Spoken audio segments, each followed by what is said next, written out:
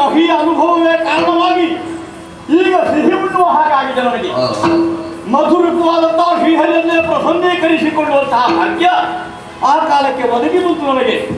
ಕಹಿ ಅನುಭವ ಸಿಹಿ ಅನುಭವ ಎಂಬ ಹಾಗೆ ದುಃಖಗೊಳ್ಳುವುದಕ್ಕೋ ಸಂತೋಷ ಪಡುವುದಕ್ಕೋ ಕಾರಣವಲ್ಲ.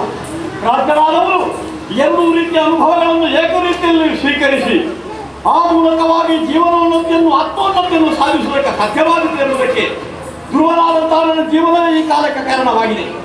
ಆ ಶ್ರೀಹರಿಯ ಪ್ರಸನ್ನವಾದಂತಹ ಕಾಲದಲ್ಲಿ ಏನೋ ಬೇಡ ಸ್ವಾಮಿ, ನಿನ್ನ ಪಾದದ ಧೂಳಿಯಾಗಿ ಉಳಿಯುತ್ತೇನೆ ಎಂಬ ಹಾಗೆ ಬೇಡಬೇಕು ಅಂತ ಇತ್ತು ನನಗೆ.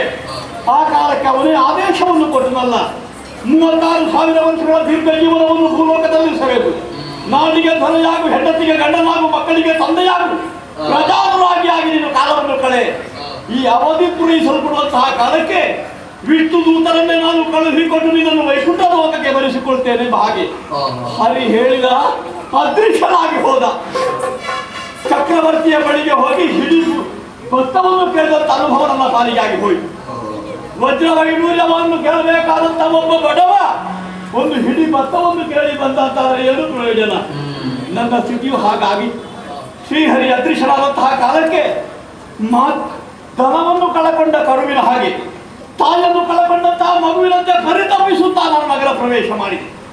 ಆದರೆ ಈಗ ಸಂತೋಷ ಬಂದಿದ್ದೇನೆ. ಯಾಕೆ?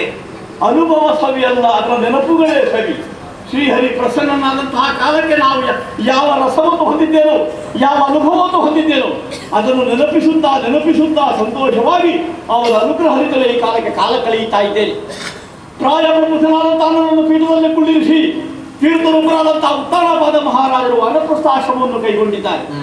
ಈ ಕಾಲಕ್ಕೆ ಪ್ರಜೆಗಳೆಲ್ಲ ಆಡುವುದಕ್ಕೆ ತೊಡಗಿದರಲ್ಲ. ಉತ್ತಾನಪಾದ ಮಹಾರಾಜರಿಗಿಂತಲೂ ಇಮ್ಮಡಿಯಾದಂತಹ ವೈಭವದಿಂದ ಧ್ರುವ ಮಹಾರಾಜ ಮೆರೆಯುತ್ತಾ ಇದ್ದಾನೆ. ಅದು ಹೌದೋ ನನಗೆ ಗೊತ್ತಿಲ್ಲ. ಎಲ್ಲದಕ್ಕೂ ಶ್ರೀಹರಿ ಅನುಗ್ರಹ ವಿಶೇಷ ಕಾರಣ. ಪ್ರಜೆಗಳ ಯೋಗಕ್ಷೇಮವನ್ನು ವಿಚಾರಿಸಬೇಕಾದಂತಹ ಕಾಲ ಏನಂತೆ, ಯಾರಂತೆ